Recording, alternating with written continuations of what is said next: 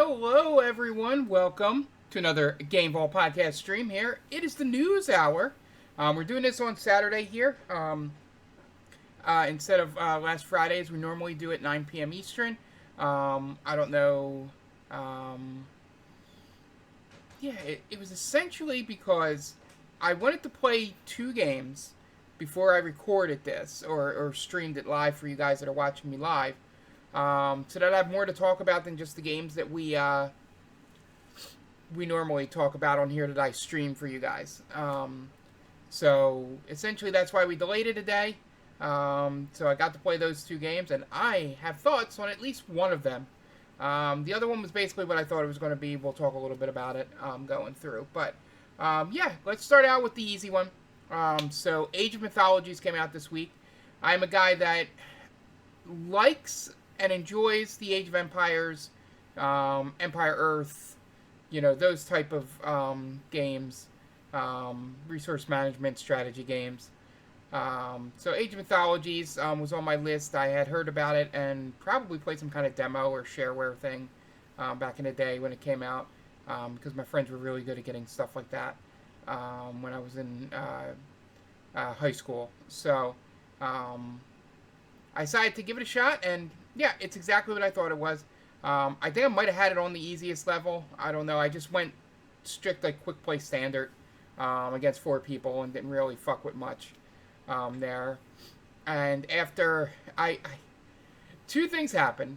One, somehow I put on auto, like, build, and I was just cooking out villagers, like, constantly.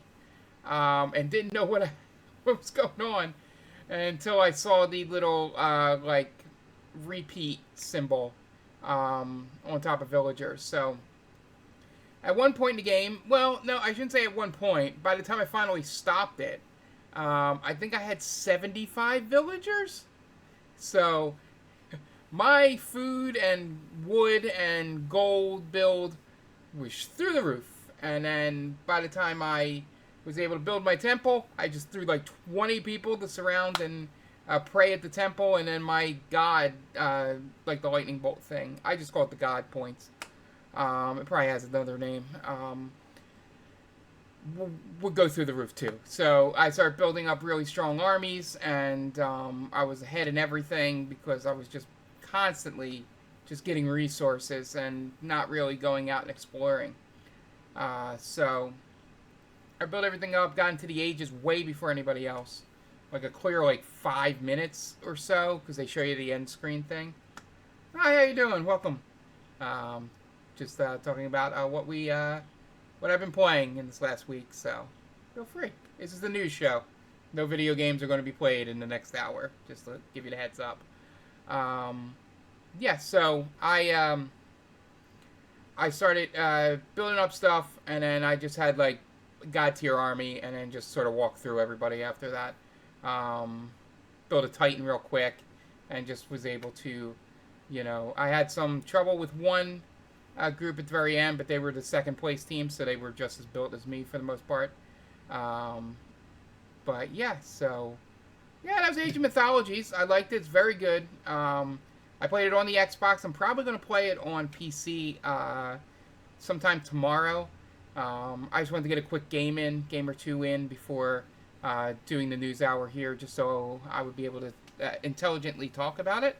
But yeah, it's perfectly fine. I gotta go play Age of Empires 4 again, just to see, now that I'm in the rhythm and remembering how to play those games, maybe I can get into that a little deeper. But yeah, but the other game I played, which if you've been following the news hour here for the last 3 weeks, 4 weeks, something like that, whenever it first came to Game Pass, I downloaded the new Modern Warfare 3 from the new trilogy, and have been kind of reluctantly playing through it just because I knew it was 5 hours long, and I'm just like, I played the other two, let me just play through this. I'm a low, very, very low level, COD player. I'm not any good. I played multiplayer for 6 months maybe and then done. Not really Warzone, but I play all the campaigns just because I'm an idiot, essentially. But yeah, so, and to say this campaign is one of the more baffling ones that I've had, um, because they tried so hard in these three games. I'm gonna bump my headphones. Um, to not be the first three games, the first three Modern Warfares that came out, decade or more ago. Um, that they just seem to be doing dumb things for dumb reasons. If you're here and have what's it called played through the Call of Duties, or haven't played through third one for some odd reason, you wanted to play through it and you're worried about spoilers, I'd go away for like 5-10 minutes here, come back, or mute me. I'll put a hand up when, like, something like that when I'm done talking about it. So this game ends, and when it ended, I was like, wait, what? That's the final mission? What? Because you go through the whole thing, and you do the typical Call of Duty stuff. You have your sniper mission, you have your sort of semi-stealth mission. You go through, you do all the stuff. They're doing some cool things with security cameras and stuff when you're in London. As somebody that was there in the last year, yes, it's very obvious where the cameras are and stuff like that. So it's a very cool twist that's come on since the last Modern Warfare to sort of use here for stealth mission. But you do all that. They even have the aerial scene where your teammates are down on the ground and you're sort of kind of clearing them a path and keeping, mortars and tanks and all off them. That scene's pretty fun. The only thing, it's a little disorienting, trying to figure it out. Hey, Tom, just in time. I'm spoiling Modern Warfare 3. So you're doing all that with the 40 mil and the 25, and you have one missile, which you have to guide yourself. I guess that's supposed to be cool, maybe? I don't know. I would like to have shot the missile and then still been able to shoot my guns, but you can't do that. So I went through that mission, got done. You go through this whole thing where the guys that betrayed you are now on your team again, and this shitty general that you had to work with in the first two games is back in, and do this whole thing, and you blow up this air base which has chemical weapons on it, and Call of Duty shit in campaign. So you do all that, and then they're like, oh, Makarov was here and he's dead. KIA, way to go, high five, go team, yay. And then Captain Pierce goes, shouldn't we get eyes on this KIA? Like, shouldn't we kind of, like, look around, where you say he's dead? And with the biggest foreshadowing ever, they don't look around. And just, leave, I guess, because they can't really do it without anybody seeing, especially with the drone or whatever's in the sky that's looking over them. So Ghost makes a good comment, which probably might be one of the better lines in the game. He's like, if Makarov's alive, he will show us. And Pierce responds with, but where? And it's, very much,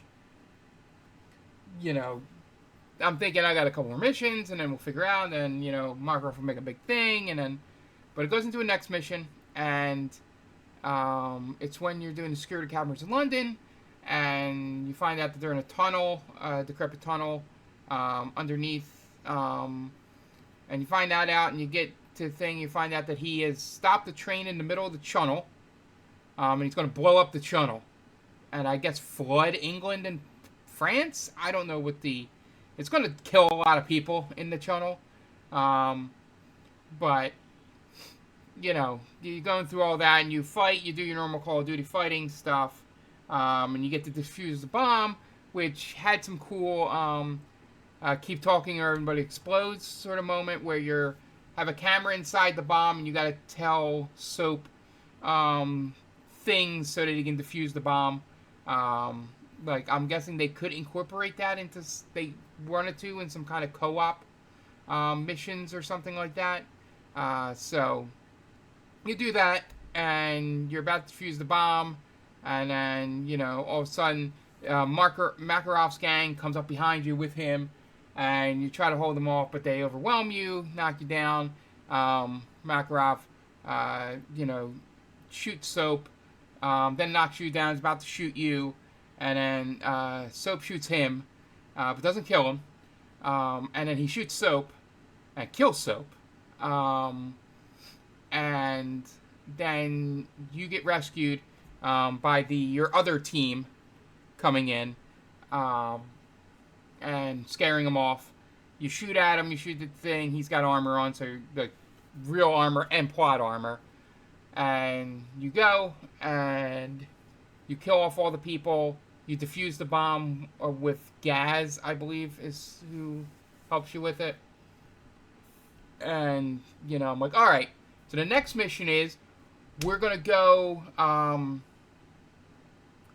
kill Makarov. They do a whole thing where, everybody's sad about Soap. They show Laswell, classifying the documents on the mission to scrub everyone's name out and all that. And, they show the three guys having a real, goodbye to Soap, which if I cared about Soap enough, I would have a very emotional reaction to it, but I do not. But it's still well done in that very Michael Bay, sort of,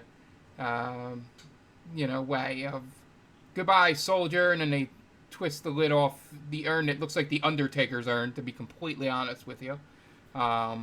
Literally just looks like a black version of that urn. So I guess that's the standard urn. So he, they dump the sand. I'm like, all right, final mission. We're going to go kill Makarov. Let's go do it. Soon as the, ashes pour away and they show him blowing off, and I'm like, all right, let's cut to the thing. All of a sudden, credits. And I'm like, what the fuck? That's how they're ending the game? That aren't we gonna... The bad guy's still alive.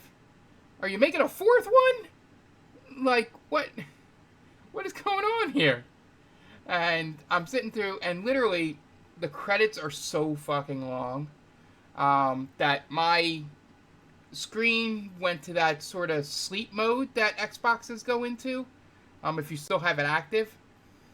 Once I hit it, and it went in it again, while the so I'm getting to that, Tom. So credits run probably 20 minutes. It has to be, because I think that setting is 10 minutes for the screen to go dark. It's at least 10, because it's probably 5 and 5 at worst. So anyway, long time, long credits, and it gets to your teaser at the end, and it's the general walking in. I'm thinking, oh, you're going to find out that he was working with Makarov the whole time, and that's why he let you go, told you he was dead when he wasn't dead, and all that good stuff. So he sits down, and they do the thing where Price is in the room, and he's like, we're going to, sort of, they do the whole sacrifice as much we made for the greater good. Also, I skipped over some stupid congressional hearing thing, which was just basically, for the writers to make it look like they were doing something important. My eyes glazed over in that scene. And then, him and Price have a conversation. He points the gun at him, and he's like, I'm not going to beg for my life. And it's like, didn't matter if you did. Boom, shoots him. Price walks out. End of game. And I'm like, oh, is there like story in the co-op mode? Like, I've played, I haven't played Infinite Warfare or whatever, the Space one. Space one's the only one I have not played, but I played every other Call of Duty campaign. And while the Black Ops ones are fucking wild at times, I have never sat there after a 5-hour campaign and felt like I wasted my time. 5 hours. if you're glued to this channel, we currently have a Persona 3 playthrough that's on 90 something hours. It took me like 30 something hours to beat FF 16. No, Prey shot the general. Yeah. No, Prey shot the general. General's dead, and that's how the game ends. Yeah, it's really, it's really, really, really strange. 5 hours, and I felt like it wasted my time. Like, nothing got accomplished from what I could tell. Makarov's still alive. I think the American government and the world still thinks the ULF are terrorists. The 171, the only thing they accomplished was killing the general. And 5 hours, an entire game, and I don't think anything happened. Short of soap dying. That's like the big thing. I'm so mad I'm going fuzzy and out of focus. I'm glad I played it before streaming. Because I needed to vent on it. It was ridiculous. And like they shouldn't. They should not. This is not me saying that I want this to happen or that they should do it. But they have to make a fourth one. You literally can't let the main villain live and not do another game.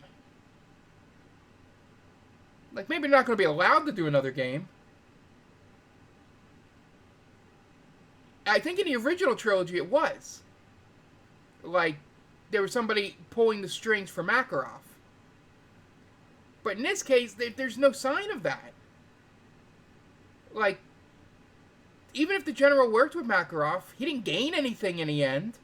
Shadow Company, which is, I think, new to this version, they didn't gain anything by Makarov running out there. He's killing their people.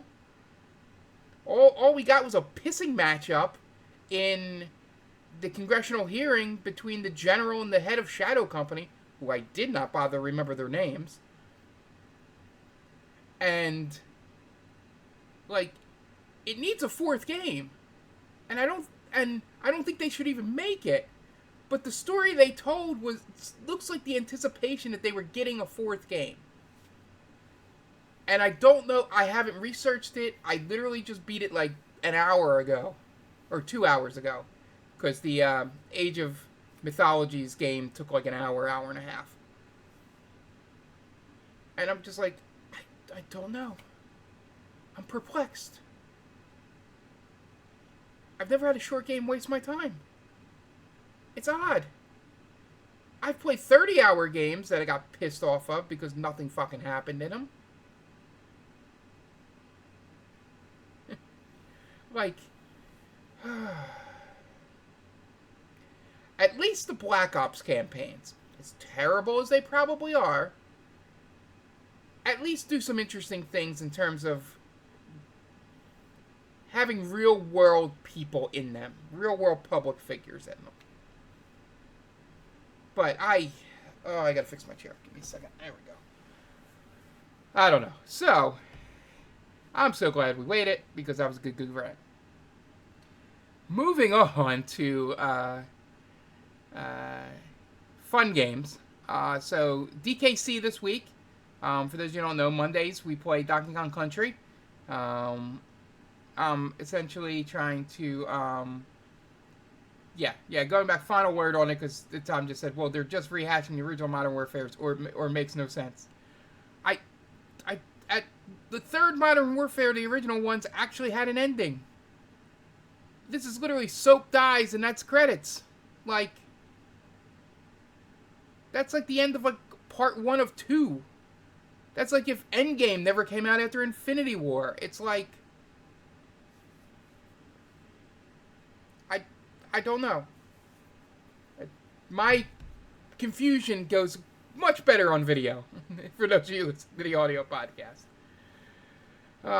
I can't believe I wasted that much energy talking about that. But anyway, back to Donkey Kong Country.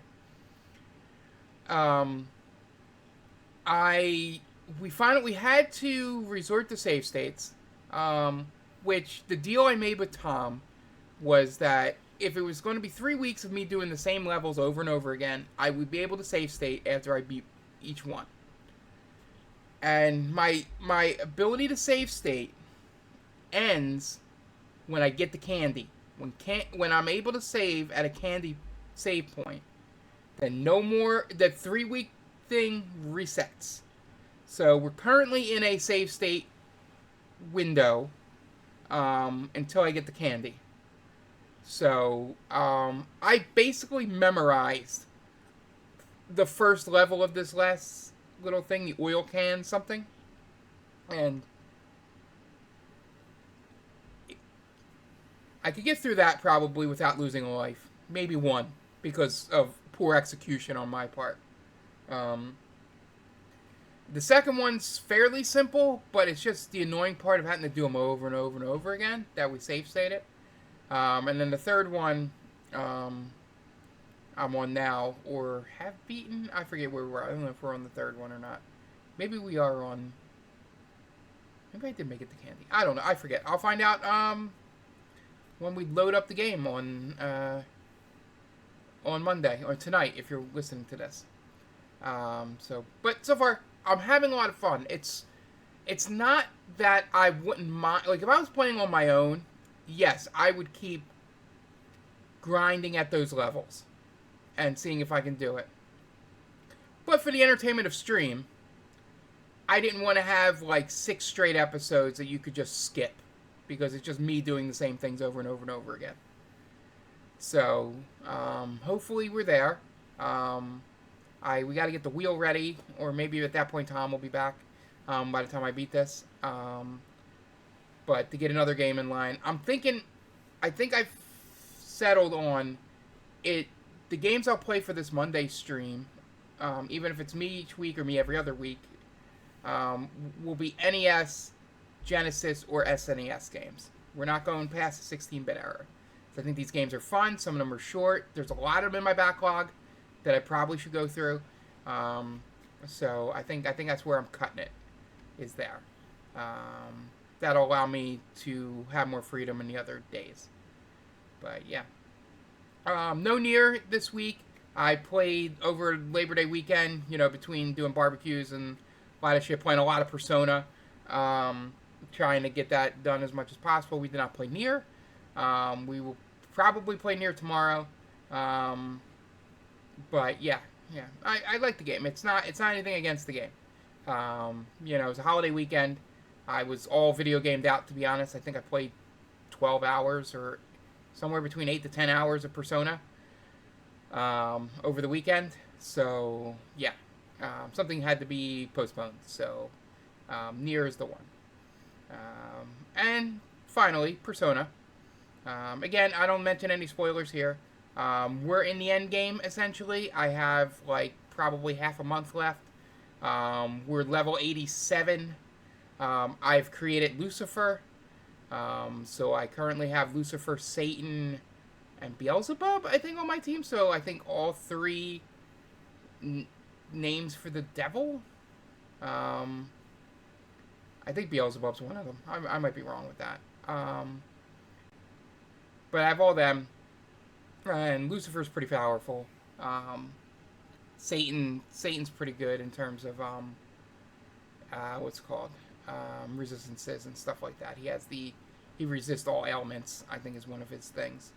If I go a higher level, I should be able to build Messiah at some point, which I'm assuming is Jesus. But yeah, at this point, I don't know if we'll grind and do all that. What we're gonna do tonight is we're gonna do the Last Mossad trials, which I have a thing to get an achievement at the end of that. Once I finish that, I'm assuming I've gotten achievements for finishing a bunch of other things, and then we have some social links to finish. So we have people to rescue. We have to finish the Mossad, but we're doing the Mossad first and then rescuing the people. Hopefully we get some Twilight fragments so that we can possibly get a clock to move Aegis and Ken up to be just about even with everyone, just so we're not fucked over in the last battle. I feel like I'm slightly at or above. I'm either slightly above or way above the level I'm supposed to be at for the final battle, story-wise. I think the final battle in Mossad is going to be the hardest. Because it's probably like an optional endgame boss.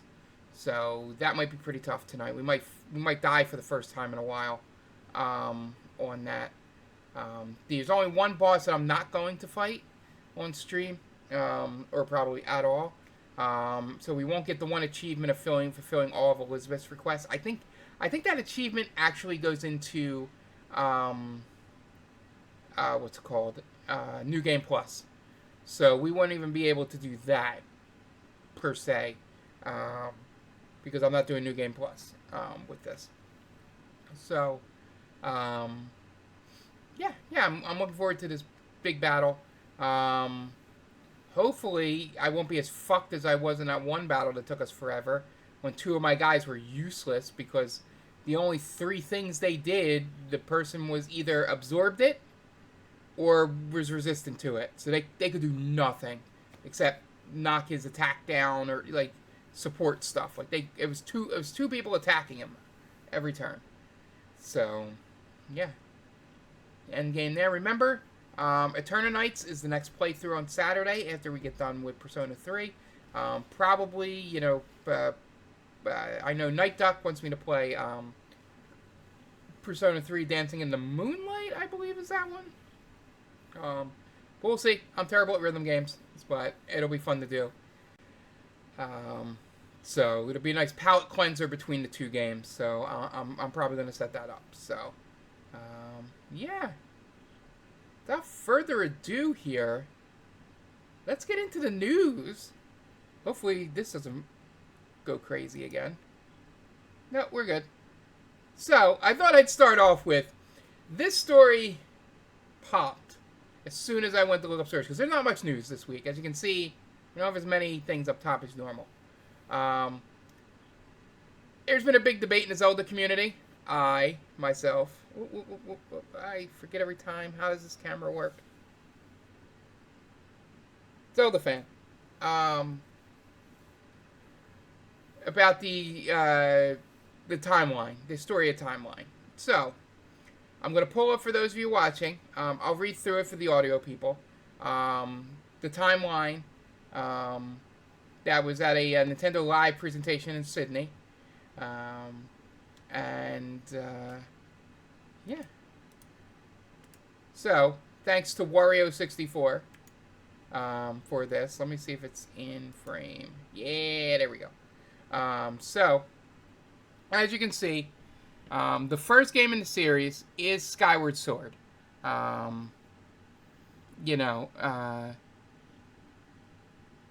There, it's okay. Yeah, I guess everybody's up in the sky.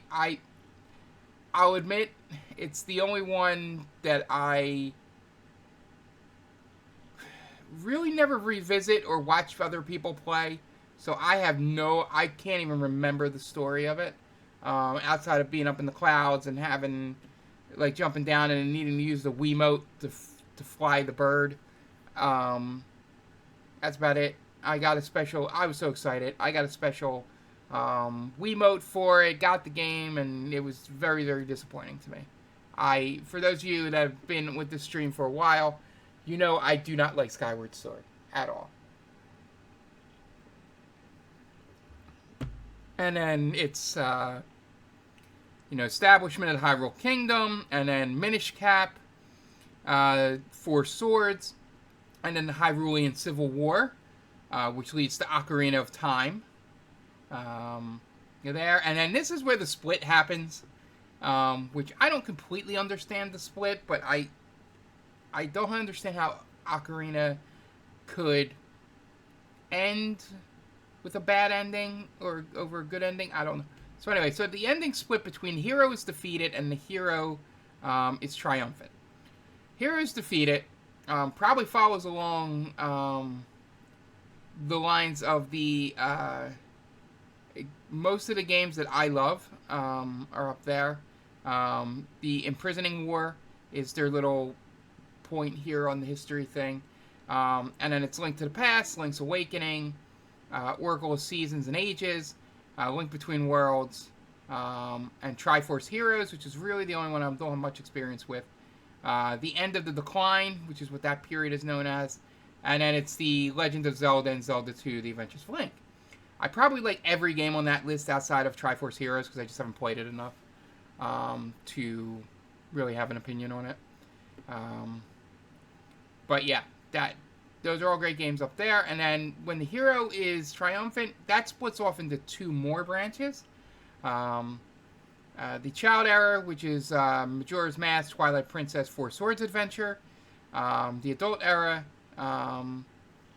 which is Hyrule is Sealed and Flooded, which leads to Wind Waker, which is probably one of the other top 5 Zeldas for me. Bring it to Switch, you cowards.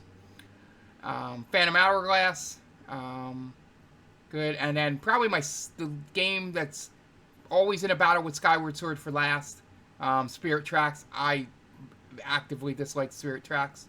And I think it's just because I didn't like the game. More so than I think Skyward Sword is just a disappointment. Because of how much hype I built up about it. But as you can see if you're watching on the video, those are the end of the timelines. And you're probably wondering, Mark, you never mentioned Breath of the Wild or Tears of the Kingdom. And you would be correct. Those watching on video have already been spoiled about what I'm going to say because it's on the screen here. Apparently, those two games are in a zone timeline all by themselves. It's literally just a line like this, and then those two games separated from the rest of the timeline. Don't know what that means. No, they're not even like connected like a timeline. Like they didn't even bother to put the little line between them. They're just out there, nebulous. So for those of you that are interested in the history of the Legend of Zelda timelines, all the arguing you've been doing about where Breath of the Wild and Tears of the Kingdom fit into this, I would imagine they would be more pre-Ocarina, and but nope, they're just on their own. They didn't even bother to try and figure out what they would be called, or if this would be a third timeline here. But yeah, it's insane. I both love and loathe the Zelda timeline. So it's very, very, very funny that didn't even try to give us a debate. They just said, nah, screw it. They're not even in the timeline. Yeah, so yeah, that shows you how much news there is today that I led with that. The other thing, which we talked about a little bit last week, was Concord basically went offline over the weekend, or Friday, I should say. And basically, players were trying to get the Platinum Trophy at times, which involved you throwing yourself off a cliff, which is kind of funny. And now we just get to see if it goes free to play. Is it worth it to bring it back? Does it have that second life that No Man's Sky had, or even Cyberpunk had? But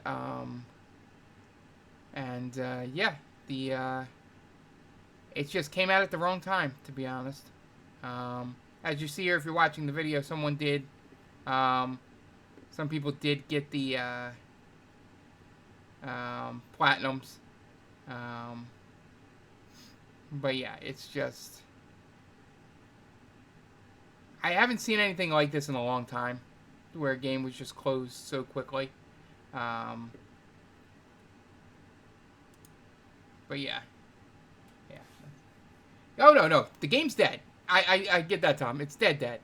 But, if they bring it back after any reworking, it's got to be free to play. They can't sell this again, and I don't think they're going to do that at all. But there are people that actually liked it, and I feel bad for those people.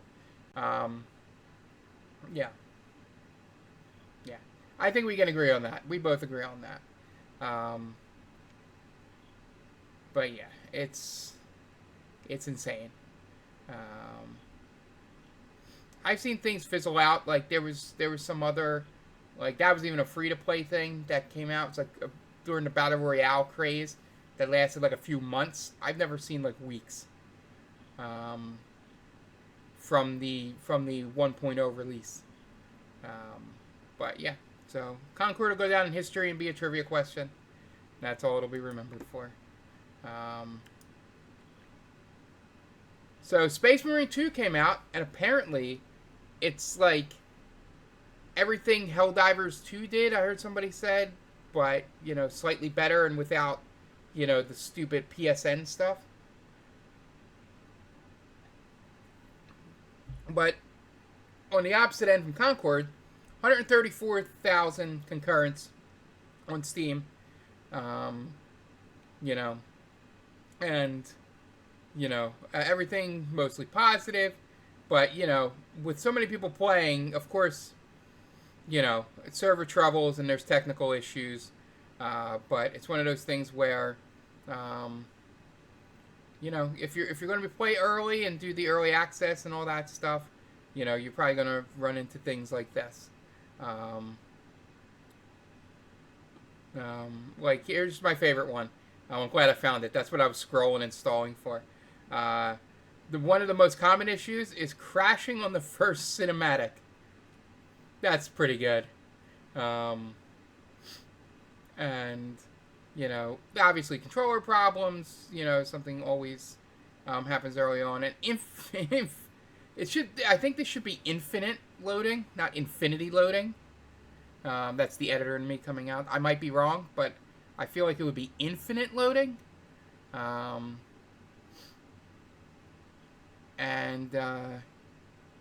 Linking accounts and all that stuff. But, it's very, very popular, very, very good from what I've heard. Warhammer Space Marine, not something that I particularly interested in, so I'm probably not going to touch it. But I'm glad the people that sort of took the morality stance of jumping off Helldivers after the PSN stuff earlier in the year have a similar game to sort of play here. At least I'm taking other people's opinions for it. I haven't played either game, but yeah, it seems to have done well. I mean, it's not hard to mess up a Space Marines game. But yeah, this has it has good lore, but not the goofy lore of Helldivers, where it says, for democracy and stuff like that, like weird thing. This is a little more darker, in terms of that. But yeah. And Star Wars Outlaws, which is another big release this week. He is disappointed by the review scores. And they're going to work to improve the game. I mean, what is a game director, supposed to say? The game we're getting 7 out of 10s. It's a 76 out of 100, which is good. If you from what I've seen, because I am probably not going to purchase this game for two reasons. One, I think the main reason that anyone would play this game is if they are a huge Star Wars fan. Like, there's so much Star Wars stuff in this, like things that if you were ingrained in the movies, being able to run around and do the stuff and not have to worry about Jedi shit, at least through the first 4 hours that I've seen a couple people play, is very fun. It has a lot of the political stuff and weird double crosses and things like that happening all over, which is fun. But I'm not a big Star Wars fan. And, I know the bit in the extra life and all that stuff is that I hate Star Wars. I don't hate Star Wars. It's just not. I might play this game at some point if it comes to Game Pass, because a bunch of the Assassin's Creeds and other Ubisoft stuff has come to Game Pass. So, maybe I'll pick it up then. But yeah, it's a fine game. I think you're probably only going to make he hopes that millions of people play it for years to come, which might be true because you know fans will bump their head if they love the stuff. They'll just keep bumping their head on it. The couple of things I know they have to change, which is you can kind of see it if you're watching live. The paused image here of Kay. There are a lot of times when it looks like there's no emotion behind the eyes. Like, it's very... I don't know if they motion captured the voice actress. So, like, a lot of times the voice has inflection and emotion and things, and the face is just flat. Because it's an animation. It's not mocap while the person's saying the lines. It's a reason why something like The Last of Us is really, really good at that. If they did mocap, they did a really poor job of it, because there are a lot of times when her, like, eyebrows or eyes or like there should be some kind of reaction on the face, and it just does not happen. And as with all Star Wars games, they knocked it out of the park with the little buddy, Nix. Anytime you go into photo mode, Nix is having a fucking blast. No matter where he is on screen. I've seen a lot of shots of that. And yeah, I think that's if they have a way to fix that, I could see it getting better, but it's a Ubisoft game. There's a lot of icons on the map and things like that. One of the funniest things I saw was a streamer. I think it was like not a real, big time one, but was somebody who had ranted on, the yellow marks being painted, showing you where to jump and all that. And this game allows you to turn that off. And then he got lost during an escape sequence because he didn't see a thing he had to climb. And it made me laugh really, really hard because, he had gone on rants before. Every other game he plays is pretty good. But, go on rants about how, it kills the immersion. They wouldn't paint everything yellow. Why would they do this? It would be better if it wasn't on there. And then one of the first confusing sequences, when yellow paint would absolutely help you out, he got lost, and it made me laugh. But yeah, so Star Wars Outlaws, from everything I've seen, perfectly fine Star Wars game. If you would rather have done more of the Han Solo stuff instead of the Jedi stuff, it puts you right in that thing. You meet all the characters from that underworld. If you're really into deep lore of Star Wars, I'm assuming there's guys I saw that I should have gotten excited about but did not. Yeah. Moving on. Yeah. Yakuza Like a Dragon. I just like this headline. That it's being about middle-aged guys doing middle-aged guy things. Which is, I never really thought about it. And yeah, the Kiryu and Ichiban are both in their mid to late 40s in the most recent games. And that is what it is. I just really wanted to bring this up because it is like it lists here like Kiryu is 37 in the first game. And then he's 48 in Yakuza 6, and Ichiban is 46 in Infinite Wealth. Like, this isn't like young guys in this. stuff. But yeah, yeah, and it's like,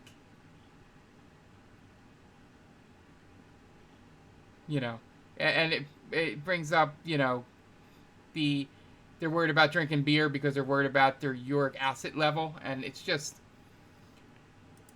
when a game knows what it is, they just should ride it out. And this was very, very funny, because it was definitely something I never thought about when it came to this game. Um, and next up, slightly bigger news. It is bigger news. The voice actor strike um, makes progress. It's not going to be as big as like when movies really stop getting made, when the other actors struck, because a lot of people had made side agreements, just like the last Sentinel dev here, and it seems like 80 games have made agreements with them. So it looks like we're not going to get like like Armageddon or whatever, sort of end of the world type stuff where games would just be put on pause and we'd get a lot of remakes or whatever, or AI generated stuff. But yeah, strike began in January, so we probably won't feel it for a couple years, if we feel it at all. But and it's just basically the strike is just a lot of it is, there's things about money and worker protection and stuff like that, but the main thing is AI, which we had the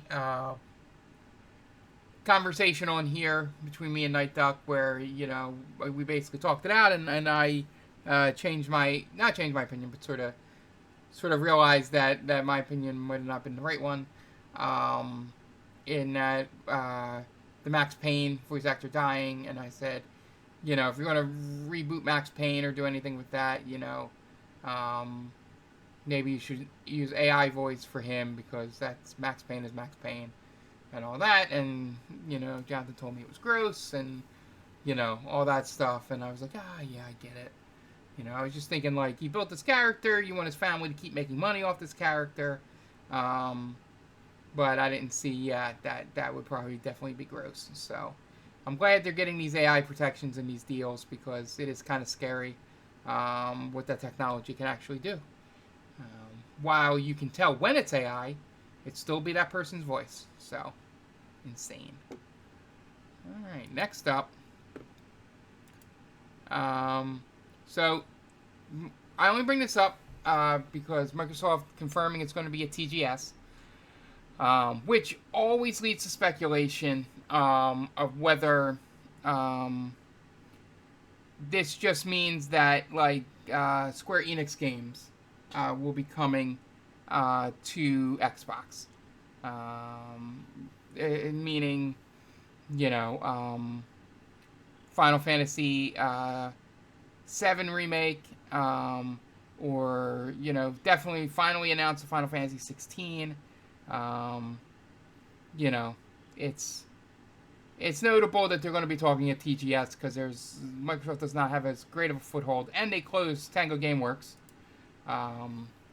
earlier this year. So Microsoft not as much of an inroad in Japanese games as Sony does, for obvious reasons. Microsoft being a Western company does have a little bit to do with that.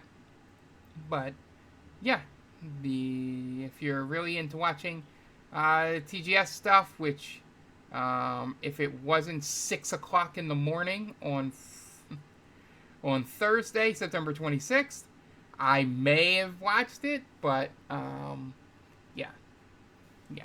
If you want to do that, I've only done the crazy middle of the night stuff for one thing, and that is Wrestle Kingdom, and I don't think I need to do it for an Xbox press conference that I can watch later, that many of you will not be up for either, especially since it'll be technically a work day for us. Yeah, but still, could be some interesting news coming out of that. And finally, we just had some game announcements for free gaming. The Prime Gaming lineup, the games you can get for your Prime subscription, which I always forget about. You can get Shadow of Mordor Game of the Year Edition, Lego Lord of the Rings, Borderlands 2, Shadow of the Tomb Raider, um, Greedfall, Miambo Eternanites, Lego Indiana Jones, again, more Borderlands, 9 Years of Shadow, Moonlighter, Golfy. Yeah, a bunch of games here. Let me see if there's anything. The Falconeer, which I don't know how good that is, but I just recognized it. More Lord of the Rings with the Hobbit Lego game. Kerbal Space Program, which would be interesting. And, you know, yeah. Yeah, remember that you should be able to download these. They're PC games. You either get an Epic Games Store code or a GOG code for most of them. So check it out if you're interested in any of those games. And finally, the Microsoft lineup, which would have started this week. You get Age of Mythologies, which is how I played it today. A Mud Runner game, Expeditions, which is kind of fun if you like those, like, sort of, puzzle solving, exploration, trying to get your trucks through these things. And Riders Republic, which was that extreme sports game that Ubisoft put out a while ago. It's pretty decent. It's a sandboxy thing. I might download it here. And for those of you sickos that like trains, Train Sim World is available on September 17th, if you're interested in that. Yeah, so that is it. That'll do it for us. For those of you watching live, I should be back. We'll say 20 minutes from here for some Persona. I know I usually like to start on half hours or hours, but I just really want to take a 10-20 minute break, rest the voice a little bit, because we're probably going to be going for 3-4 hours. So, thankfully, I do not have anything. A train sim stream. Possibly. Oh, yeah, that's right. I wanted to announce something. We haven't made anything official on what's going on when with Extra Life, but one thing I've decided unilaterally as the captain for the Extra Life team is that I think what we'll do to just make it easier on everyone, and if I have to end up filling most of it, I will. I think my idea is that we'll be doing some type of marathon stream. I would say, I was thinking each Saturday in November. And when I say marathon, I mean like 6 to 8 hours. So that I am just saying that to allow like Jen and Tom and even Aunt having a younger child, Dan and Jonathan and all them, to be able to not be locked in for 1 or 2 dates, that if like something comes up and they need to go to the next week, it's there. So just open your calendars. We'll be live for 4 straight Saturdays in some kind of way. I'll probably be at all 4 of them. So maybe I'll do a train sim stream on one of those. I've already got lined up in my head doing a Zelda randomizer in there and a bunch of other stuff. Maybe do a play some Persona 5 or something like that, depending on where Eternal Nights is at that point. But yeah, so just to let you know, I'm going to pull up a calendar here. We'll be live in some form or another on, let's say 4 of the 5, because apparently there's 5 Saturdays in November. So we'll do the 2nd, the 9th, the 16th, and the 23rd. We won't do the 30th because I believe the 28th is Thanksgiving. Yeah, that's the last Thursday in November. So,